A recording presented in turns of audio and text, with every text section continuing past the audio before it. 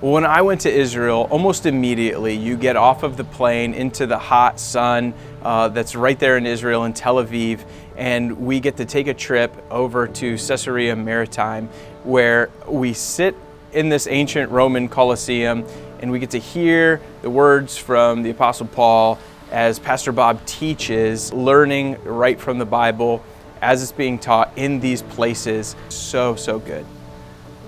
I loved getting the chance to see with more than just my eyes, but to really see through experience.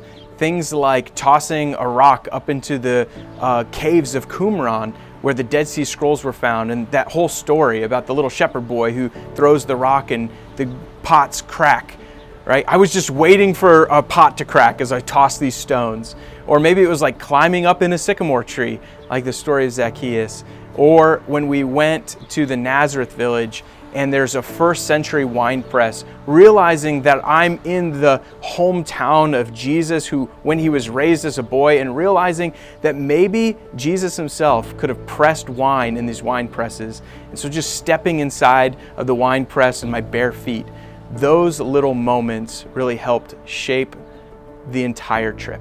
Being in the old city of Jerusalem was particularly special as well. Not only you get to walk on this old cobblestone and realize just how ancient this town really is, but you get to walk the Via Dolorosa, the exact path that Jesus walked on his way to Calvary. Visiting the Garden of Gethsemane was extremely peaceful and yet a sobering reminder. I just think about what he experienced leading up to his crucifixion, sitting under an olive tree in the Garden of Gethsemane in pure thankfulness and praise to God, and getting that opportunity to connect with him in that space was really special. I think what people primarily misunderstand when they think about a trip to the Holy Land is safety. To be quite honest, a lot of people think that going there in this age, that the space is really unsafe. Because of what you hear in the news and in the media. But the reality is that this place is extremely welcoming, both of the people and the security piece that is set up.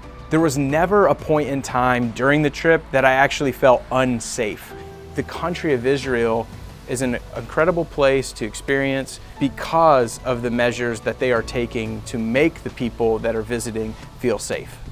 I think there's two people that come to my mind when I think about who this trip is for. One, it's for the person who has maybe read the Bible their whole life and they want to see it with fresh eyes and fresh perspective.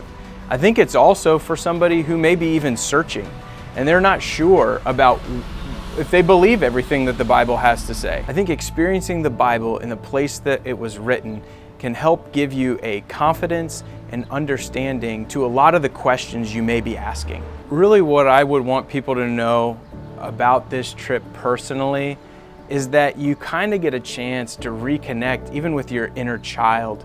Because if you think about all of these stories, you think about all of the history that you've learned about, maybe since you were a child yourself, this trip becomes a literal pop-up book for you as you get to walk the Bible.